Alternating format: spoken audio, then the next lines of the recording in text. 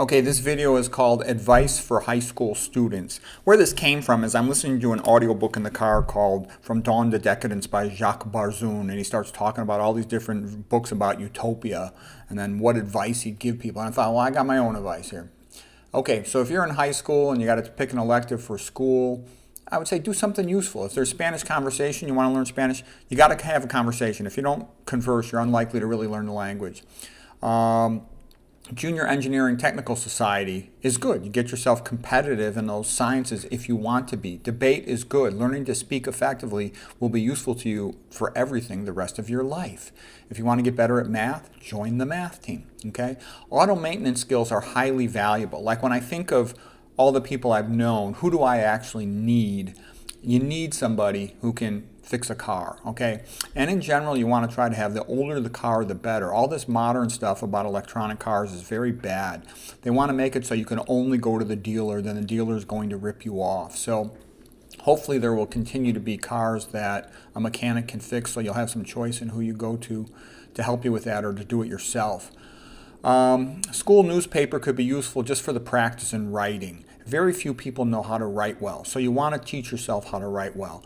A good way to do that is, first of all, of course, to read a lot, to have intelligent conversations, but it's also good to have a writing journal where you collect quotes and stuff, or you collect interesting ideas on specific topics, keep it all organized. And I'll do that. I'll keep information on diabetes, information on hypertension, information on atherosclerosis, etc. And then someday when I have to write a book chapter on that or whatever, the material's always there. Give a presentation on it. A good way to learn how to write well is just to try to learn how to write poetry, especially while you're young, you got more time, because learning how to poetry gets you to pay attention to all the details. And and eventually good writing comes down to telling a story, and the most useful thing is just talk like you would to an intelligent friend, and that will appeal to an audience that would be interested in reading what you have to say. Other things that are useful. Learning photography is good because that helps you with your artistic aesthetic sense.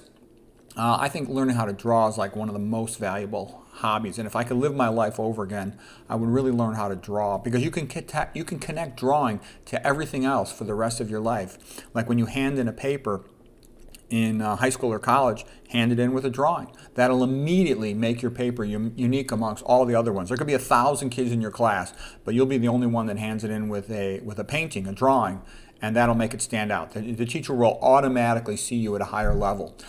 Acting, is just kind of a good thing. Not a big deal, but it can be useful. If you got nothing else to do, that could be useful. In high school, the high school play or something. Independent study. If I had to go back to high school now, with my perspective, I would take independent study, because most of the classes are going to be kind of a waste of time. If you can pick the classes, work with your parents or some intelligent friend or coach or tutor, you could potentially really do things much more efficiently. Even get a GED and take a bunch of, it depends how advanced you are and how motivated you are, but you could take, the AP classes on your own. Best instruments. I think the best two musical instruments to play are piano and guitar. Piano is a magnificent instrument, teaches you everything else about music, but piano is a big bulky thing and you have to own one. It's kind of expensive, takes up a lot of space in your house or apartment.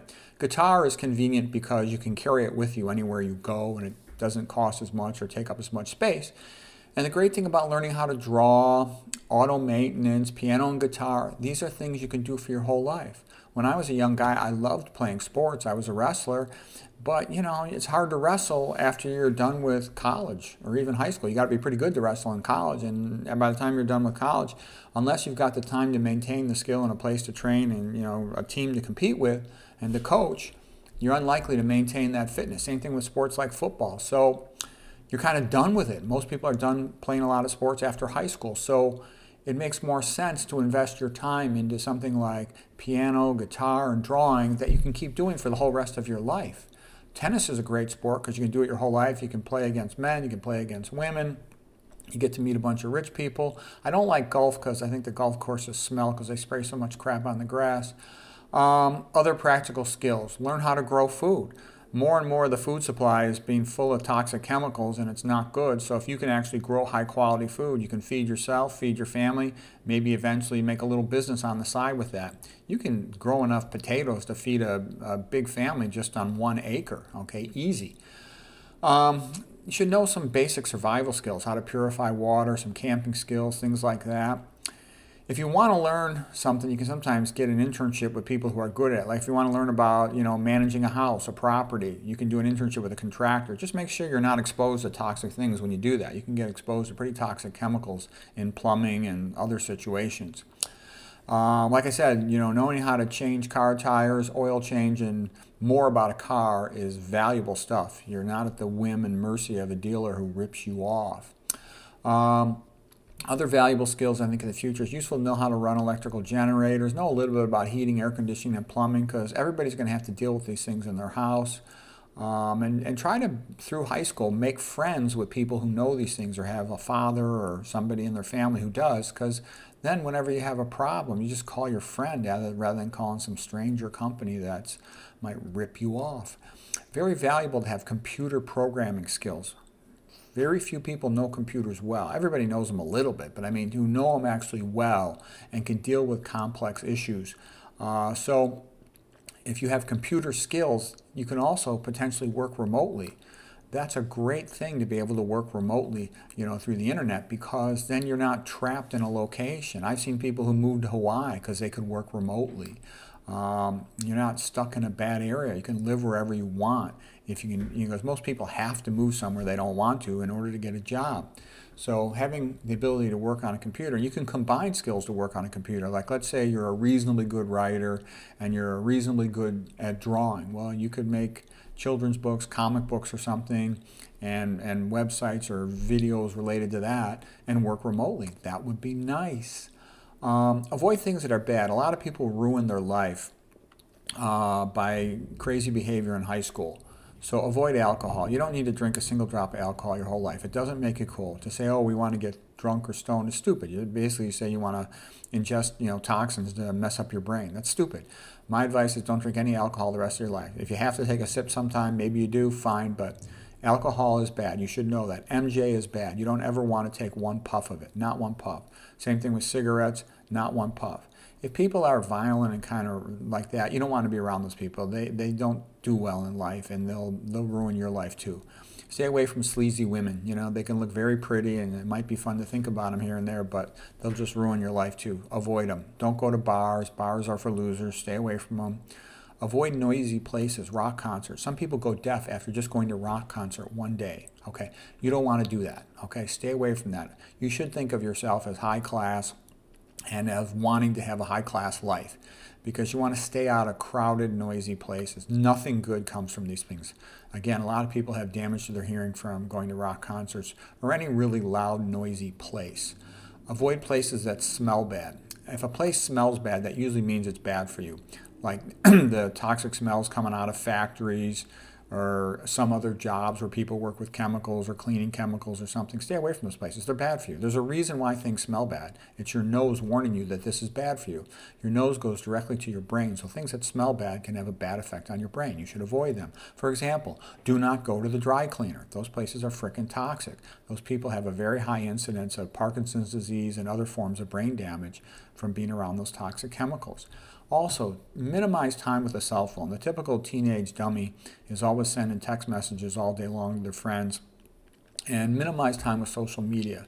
You don't want to do that stuff too much when you're young. When you're young, you want to focus on building a couple of valuable skills that are going to help you for the rest of your life.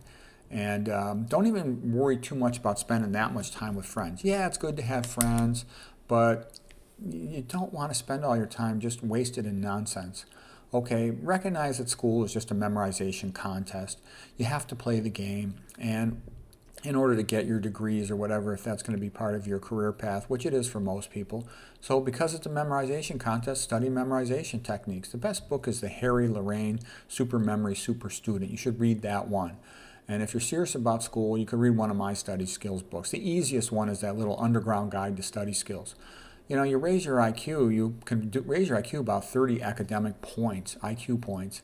Why not do it? Every day I talk to lots of people who have got a genetic IQ as high as mine, but I've got 10 times their knowledge because I've always been studious for a long time, and I crushed all my academics once I learned this stuff. Why not give yourself the advantage of having study skills, okay? I got 99% on my medical school boards, residency boards, and because I had great study skills. Lots of people were just as smarter than me.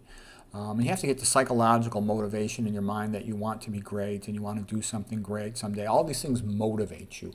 The more motivated you are, the faster you will learn. School is really for grades and certifications to help you get a job. To be well educated is something you do on your own. It's like an ultra marathon. It's not a sprint, and you just have to make that decision for your life. I was lucky growing up. I saw my father and my uncles, talking about books all the time on all the holidays, and I wanted to be like them. So I was reading a lot and trying to debate with them, even though I was a young guy, and I didn't know that much as a young guy, but I kept learning more and more, and I got good at it. And I actually think that really helped me when I went to Stanford, because I didn't really care about my high school. I didn't like the classes that much, but because I was always reading and arguing about books with my dad and my uncles, that was built into me. And when I got to Stanford in academics, I was very used to cranking through books pretty quickly. And that really helped me in college. Made up for me I never took an AP class in high school. I wasn't even in honors classes in high school. Okay, social skills. You need to have good social skills. For some people, it comes naturally. Some people learn it from their parents and their brothers and sisters. But if you need help with that, Win Friends and Influence People by Dale Carnegie is a good book. Body language books can be helpful. There's a whole bunch of them. The P's Man and Wife body language book is good. You need to learn about money. The typical pro is not educated about money. I would say begin by reading Rich Dad, Poor Dad by Kiyosaki. And once you've read that, you'll figure whatever else you want to read about money. But you need to know about money. Money is important. Don't let anybody tell you money is not important. You need money to do stuff, okay? You need money to attract a woman. You need money for opportunities in your life. If you have more money, you got more options. So you want that. Money is the ability to control other people, okay? If you've got money, you can get somebody to do something for you. You can get somebody, let's say your car breaks down. You need money to pay somebody to tow your car, all right? You need money to pay somebody to fix a problem with your car. You need money to buy a computer. I'm just trying to make that point because a lot of people are kind of taught, money's the root of evil. BS. You need money to do a lot of things. So you want to learn about it because if you're skillful with it, you'll make more. I told you guys about the funny conversation when my kid was sort of in high school and he was real interested in learning something about money, and his mom was standing right there, my ex-wife now, in the room, and my son says to me, Dad, what's the most important thing I could learn so I could start making money? What's the most important thing I gotta know? And I said, well, probably the best way to end up having a lot of money is don't have kids. And my wife goes, what kind of a thing is that to say to him? And I said, yeah, the other thing to help you have a lot of money is don't get married. So anyways, you should need to read a lot. You can have a table in your bathroom. I call it the magic bathroom. I made videos about my magic bathroom, so to speak. I made videos about how to raise IQ. You should also always listen to audiobooks when you're in the car, or a podcast or something, but just something educational. Do not listen to music in the car. That's what idiots do. Never listen to beat music. It makes you stupid. You can't think when you hear beat music going on in the background. Silence can be good. Just think and talk to yourself. That's a valuable thing to figure something out, whatever it might be, or to review a study topic from the previous day. As far as choosing what to read whatever you want, but biographies tend to be good. Ben Franklin's biography is a good one because it talks about his methods to improve himself in writing and other skills. History books can often be good if you're interested in the subject. I prefer history books that focus on the biography of a person rather than of an event, because if it's about a person, it's more memorable, it's more interesting. You'll retain more from it. To be well educated, you really should have given some study of the ancient Greeks, the ancient Romans, the Bible, the Italian Renaissance, and the Victorian Renaissance, really, and the Catholic Revival in England in the 1800s. Those are sort of some high points in mankind. And the ancient Greeks teach you about all the great stuff of ancient man, and they sort of like began most of the good things in the world. So you want to study the ancient Greeks.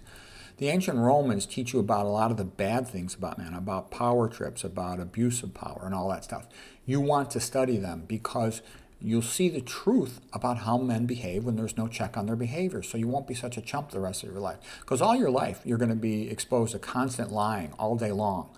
And if you have these models in your mind of what truth is like and how people behave when there's no check on their behavior, you'll know what the truth is on a lot of situations where other people won't be able to figure it out. The typical chump always thinks things just happen, that's just the way it is. No, things happen because powerful people make them happen that way.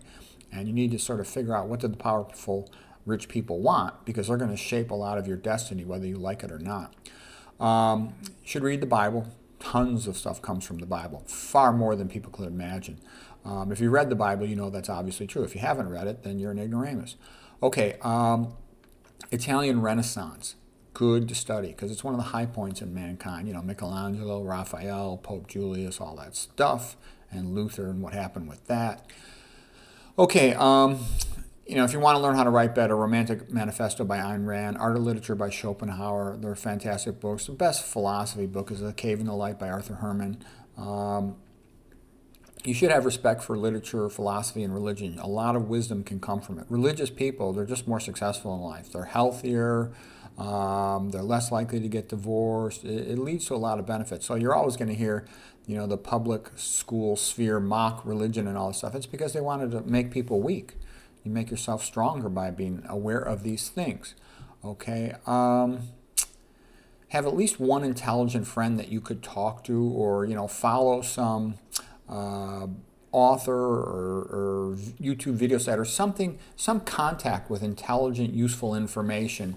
So you grow up thinking and debating things and working with your ideas and building on your knowledge. And again, it's good to have a word processor file on your computer where you're constantly building up your knowledge about different topics and have them organized, whatever it might be.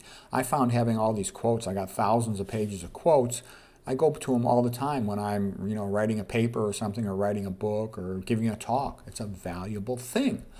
So anyways, these are some things to help you structure your education as a young person, and I hope this is helpful to you.